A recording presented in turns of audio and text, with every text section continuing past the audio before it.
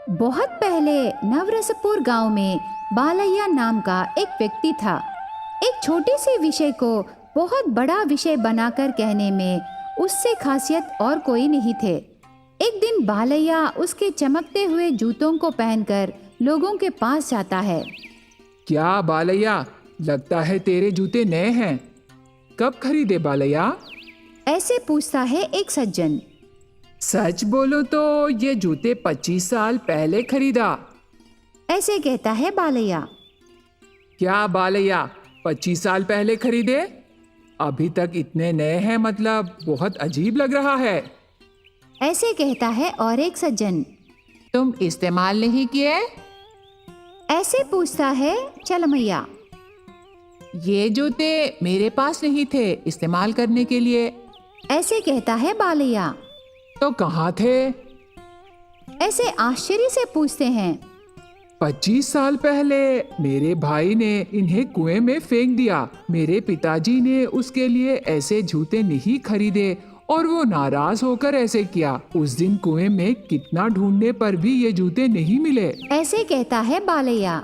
25 साल पहले के जूते अभी तुझे कैसे फिट हुए? तब तो तुम बहुत छोटे होंगे ना? ऐसे पूछता है चलमैया। वो कुएं के पानी में रहकर हो गए। चलमैया, तुम्हें तो हर समय बेकार के शक आते हैं। ऐसे कहता है बालैया। वो तो ठीक है, पर आज वो खुद ब खुद कैसे चलकर आ गए बालैया? ऐसे पूछता है चलमैया। ऐसे ही सोच लो, क्योंकि आज मैं नहाने कुएं में बाल्टी डाला, तब वो दोनों जूते मेरे बाल्टी में आ गए। वो ऐसे चमक रहे थे जैसे कोई हर रोज उसे पॉलिश कर रहे हैं। मुझे बहुत पसंद आकर मैंने पहन लिया। ऐसे कहता है बालैया। उसकी बातें सुनकर सब गांव वाले चुप रह जाते हैं, पर चलमैया उसकी बहुत बातें बोलने की बीमारी का इलाज करने को सोचता है। अगले दिन उसी जगह पर सारे सज्जन आकर बैठने के बाद चलमैया ने।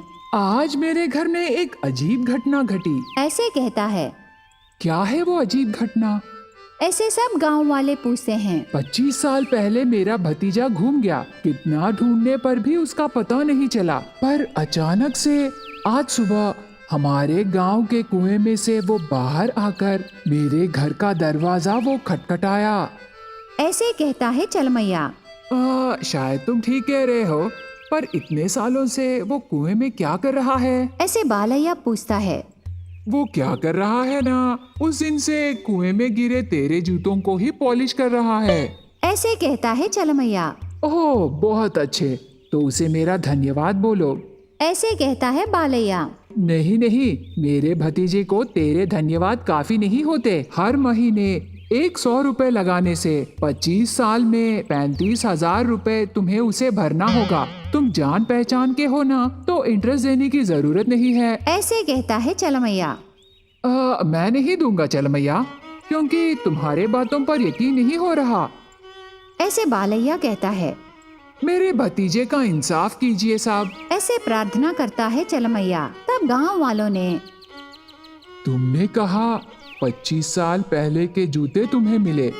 अगर वो तुम्हें मिलने से 25 साल पहले गिरे चलमैया का भतीजा तेरे जूतों को पॉलिश करके अभी बाहर आया, मतलब तुम यकीन क्यों नहीं कर रहे? ऐसे गांव वाले कहते हैं। वो तो मैं बस यूं ही बोला। ऐसे कहता है बालैया। तुम वो बातें यूं ही बोलने से कैसे? पहले भी तुम बहुत बातें लोगों के सामने बताने से हम यकीन माने ना, इसीलिए चलमैया के भतीजे को तुम्हें पूरे पैसे भरने होंगे। यही हमारा फैसला है। ऐसे गांव वाले कहते हैं। तब बालैया की आवाज कांपने लगी। पैसे देने के बजाय क्षमा मांगना अच्छा है सोचकर सब गांव वालों के सामने। फिर कभी मैं ज्यादा बातें नहीं बोलूंगा। ऐसे वादा देता है। तब चलमैया उसे माफ करके। बालैया, मेरे भतीजे को तुम्हारे पैसे नहीं चाहिए, क्योंकि वो है ही नहीं। ऐसे जोर से हंसता है। उसके साथ सब गांव वाले भी हंसते हैं। बहुत पहले शंकवरम नाम के गांव में श्रीशैलम और सिंहाचलम नाम के दो दोस्त रहते थे। एक बार उन दोनों दोस्तों के बीच पैसों के लेन देन में झगड़ा होती है। वो झगड़ा खत्म न होने पर दोनों मिलकर न्यायाधिकारी मल्लन्ना के पास जाते हैं। मल्लन्ना साहब, मेरा नाम श्रीशैलम है और ये मेरा दोस्त सिंहाचलम है। मैं उसे दोस्त समझकर उसकी जरूरतों के लिए हर बार पैसे कर्जे में देता आया। मेरे पास से लिए पैसों का हिसाब लिखा बोला, पर अभी मुझे पैसों की जरूरत पड़ी और कर्जा चुकाने को कहने से कहता है हिसाब घूम गया और वो कुछ नहीं कर सकता। ऐसे श्रीशैलम कहता है। तब उसकी बात सच है क्या करके सिंहाचलम से समझाइशी पूछता है मल्लन्ना। क्या श्रीशैलम की बात सच है? हाँ मल्लन्ना जी, ये सच है।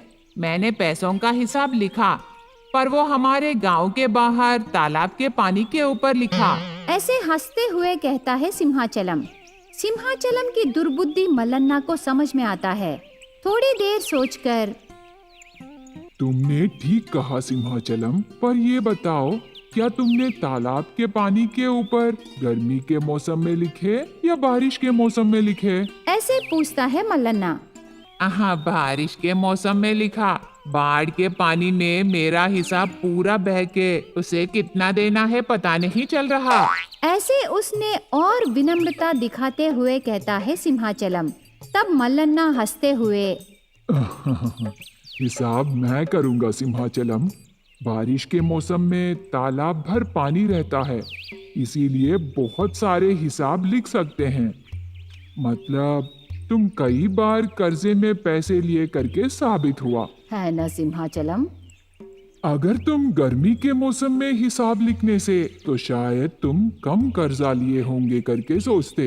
ऐसे सिंहाचलम के होशियारी को बाहर रखता है मल्लन्ना। साहब जी, इसीलिए मैं कहता हूँ हिसाब ही नहीं है तो कर्जे में कैसे चुकाऊं? ऐसे उसके वादन को समर्थन करता है सिंहाचलम। सिंहाचलम, तुम्हारे लिखे हिसाब कहीं नहीं गए। उसका वजन बढ़कर पानी में मिल गए। हमारे तालाब में लगभग 10 लाख बकेट भर का पानी रहता है। अगर तुम एक बकेट का सिर्फ 1 रुपए चुकाने से काफी है सिंहाचलम। ऐसे एक वज्रपात की तरह निर्णय सुनाता है मल्लन्ना। सिंहाचलम का दिल धड़कता है। उसकी चाल नहीं चलेगी करके समझ में आता है। माफ कीजिए मल्लन्ना जी, मैं तो सिर्फ श्रीशैलम से 10,000 ही कर्जे में लिया। वो पैसे मैं अभी दे दूंगा। ऐसे कहकर मल्लन्ना के पैरों पर गिर के गलती मान लेता है। दोस्तों को धोखा देना अक्षम्य अपराध है। तुम 10,000 रुपयों के साथ साथ 1 साल की कैद काटनी चाहिए। ऐसे कहता है मल्लन्ना। तब श्रीशैलम ने, मल्लन्ना जी, सिंहाचलम मेरा अच्छा दोस्त है। वो चालाकी से ऐसे गलत व्यवहार किया। आपकी ये सजा से वो हमेशा के लिए मेरा दुश्मन बनने का खतरा है। मेरी दोस्ती को कायम रखने के लिए उसकी गलती को माफ करके सजा को रद्द कीजिए मल्लन्ना जी, ये मेरी विनती है। ऐसे मल्लन्ना से प्रार्थना करता है श्रीशैलम। दोस्त की अच्छाई के आगे सिंहाचलम सर झुकाता है। श्रीशैलम के अनुरोध पर सिंहाचलम की सजा को रद्द करता है मल्लन्ना।